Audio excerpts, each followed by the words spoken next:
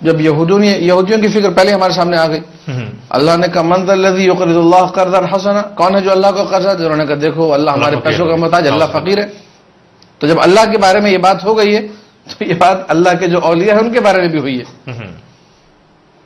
کہ نعوذ باللہ ثم نعوذ باللہ، امام ہمارے پیسوں کا محتاج ہے. ٹھیک، امام کو کیا ضرورت ہے پیسوں کی؟ امام کو کیا ضرورت ہے کہ ہم امام کو محتاج ہے ہمارا؟ اچھا، اس میں وہ لوگ ایک پلس پوائنٹ بھی ایڈ کر دیتے ہیں کہ ہم تو امام کو بہت بڑا سمجھتے ہیں، بہت بڑا مالدار سمجھتے ہیں.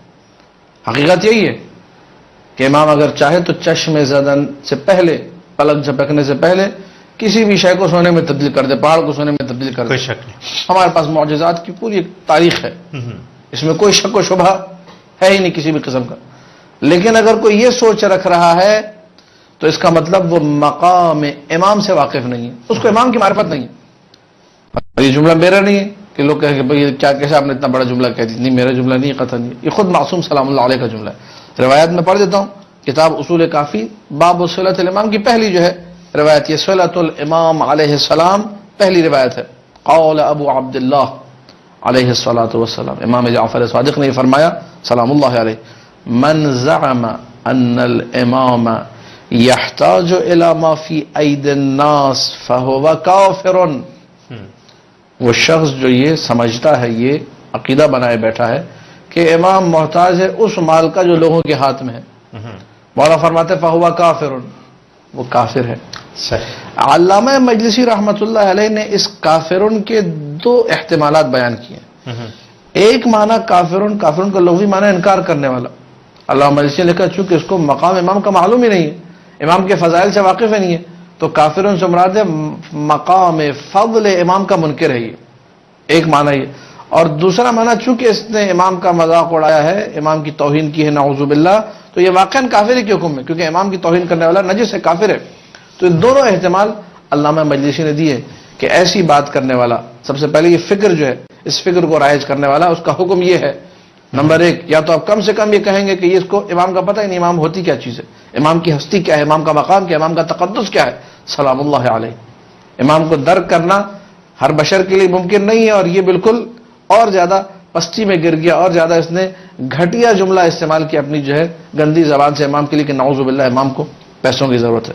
اس کے بعد مولانا جملہ کا یہ جملہ جواب ہے اس سوال کا جو سوال کیا گیا، انما الناس يحتاجون ان يقبل منهم الامام، لوگوں کو ضرورت ہے کہ امام ان کا پیسہ قبول کر لے، ان کے مال کو پاک کر دے، ان کے قلوب کو پاک کر دے. قال اللہ عز وجل، فوراً مولانا قرآن کی آیت پڑھی، کہا یہ قرآن میں موجود ہے، تم لوگ نہیں پڑھتے قرآن؟ خذ من اموالہم صدقۃ، اے رسول ان کے اموال سے جو صدقہ ہے، اب یہاں بھی قرض کا ایک مصداق صدقہ ہے، اسے لے لو، تو طہرہم وتزکیہم بہا، یہ صدقہ جب تم ان سے لوگے اے رسول، فضل تمہارا ہے، عظمت تمہاری ہے کہ تم نے انہیں پاک کر دیا. یہ لوگ مال دے کے تمہیں پاک ہو گئے. اب چونکہ حقائق ہمارے سامنے نہیں ہے، ہم لوگ یہ دیکھ رہے ہوتے ہیں جی پیسہ میرے پاس سے جا رہا ہے، یہ نہیں دیکھ رہے ہوتے کہ جو ہے کتنا فضل مجھے مل گیا اس رسول کی بدولت، اس امام سلام اللہ علیہ کی بدولت. ہم لوگ ان چیزوں سے ناواقف ہیں، فلذا یہ بات کرنا، یہ بات حقیقت میں گمراہی ہے. یہ بات کرنا کہ نعوذ باللہ امام جو ہے محتاج ہے، اس کا مطلب مجھے پتہ ہی نہیں ہے کہ دنیا کا نظام کیسا چل رہا ہے. امام اگر چاہے تو پلک جھپکنے سے پہلے کائنات کے سارے خزانے اس کے اختیار میں، خزائن اللہ کا مالک ہے. وہ کسی بھی چیز میں تصرف فی، جسے کہا جاتا ہے لمحۃ وفی لحظۃ، اس کے لیے ممکن ایک لمحے کے اندر، ایک لہجے کے اندر وہ تصرف کر سکتا ہے. اسے ہمارے مال کی ضرورت نہیں ہے. ایک مثال دے کے بات کو جواب کو مکمل کروں گا.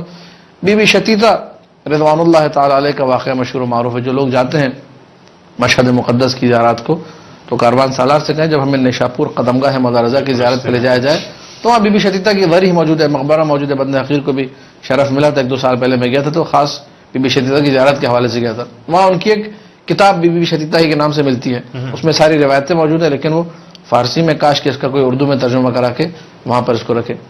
تو بی بی شتیتا ایک مقدس عورت، ایک پاکیزہ عورت، اپنے حجاب کا خیال رکھنے والی عورت، اپنے نماز روزے کا خیال رکھنے والی عورت، اور اس نے صلۃ الامام کے لیے اپنے علاقے سے جب لوگ جا رہے تھے اموال کو لے کر، اس نے ایک ریل، دھاگے کی ریل اور 1 سے 2 درہم، اب اس وقت میرے ذہن میں وہ بھجوائے کہ یہ امام کو دے دیجیے. لے جانے والے نے بولے یہ کیا دے رہی ہو تم؟ کہا کہ لے کر جاؤ، میں بھجوا رہی ہوں. ایک دھاگے کی ریل اور 1 سے 2 درہم. ادھر سے کسی سیٹھ نے جی نشاپور اس وقت مرکز علم ہوا کرتا تھا، ٹھیک ہے، خراسان ایک بہت بڑا منطقہ تھا، اس میں ایک مرکز علم، ایک گہوارہ علمی نشاپور کو کہا جاتا تھا، کہ جب امام رضا علیہ السلام گئے تھے خراسان کی طرف تو روایت میں کہ 700 محدثین یا پتہ نہیں کتنے، بعض لوگوں نے 1000 لکھا، بعض نے 700 لکھا ہے، وہ قلم لے کے جو ہے بیٹھے ہوئے تھے کہ امام کی احادیث کو لکھیں. ایسا معدن علم، ایسا گہوارہ علم تھا نشاپور. وہاں سے بڑے بڑے سیٹ، بڑے بڑے مالدار لوگ، کوئی 400 درہم، کوئی 400 دینار، آخر ہی لوگ پیسے بھجوا رہے. امام نے سارے پیسے جو ہے ایک طرف کر دیا، کہا کہ وہ دھاگے کی ریل دو مجھے، واہ واہ، وہ 2 درہم دو. یہ مال جو ہے نا، یہ اس میں حرام مخلوط ہے، یہ پتہ نہیں سود کا مال ہے. سب میں امام نے بتایا یہ مشکلات ہیں، یہ میں قبول نہیں کر رہا، رد کر دیا امام نے. امام کو پیسے کی ضرورت نہیں ہے، آپ کو ضرورت ہے کہ آپ کی جیب میں وہ پیسہ رہے جس پہ نظر سلام اللہ علیہ امام کی ہو، جس پر عنایت مولا کی ہو، تاکہ 1 روپے بھی اگر جیب میں امام کی اگر نظر والا، اس میں برکت آ جائے گی. اور اگر منظور نظر مولا نہیں ہے، امام زمانہ صلوات اللہ وسلام علیہ کی نظر اس پیسے پر نہیں ہے، وَبِيُّمْ نہیں رزق الورا، ساری کائنات کو رزق جو ہے امام کی صدقے میں ملتا ہے. اگر مولا نظر نہیں کرے، یہ پیسہ کسی کام کا نہیں ہے. میں نے لوگوں کو یہ جملے کہتے ہوئے سنا کہ قبلہ لاکھ روپے کماتے لیکن برکت نہیں ہے. کہاں جاتا ہے پتہ نہیں ہے. کیوں؟ انسان اپنے اعمال کی طرف توجہ کرے. خمس نکال رہے ہیں، اگر کسی پر زکوٰۃ واجب ہے، کھیتی باڑی کرتا ہے، وہ زکوٰۃ کو ادا کر رہا ہے. لوگ جو مستحق لوگ ہیں، فقراء شیعہ جو ہیں، ان کا میں خیال رکھتا ہوں. کبھی میں نے سوچا ہے؟ اگر نہیں سوچا تو آج سوچیے. یہ بھی صلۃ الامام ہے آج کے دور میں، دور غیبت میں. فلذا اس کو انسان انجام دے، اور یہ فکر کافرانہ فکر ہے، ملحدانہ فکر ہے، سوچ کو اپنے ذہن سے نکال دے، بلکہ قرآن کی اس آیت کی روشنی میں دیکھے. خذ من اموالہم صدقۃ تطہرہم وتزکیہم بہا، صدقہ دوں گا تو میں پاک ہو جاؤں گا، صدقہ مجھے پاک کرے گا، نہ کہ امام کو.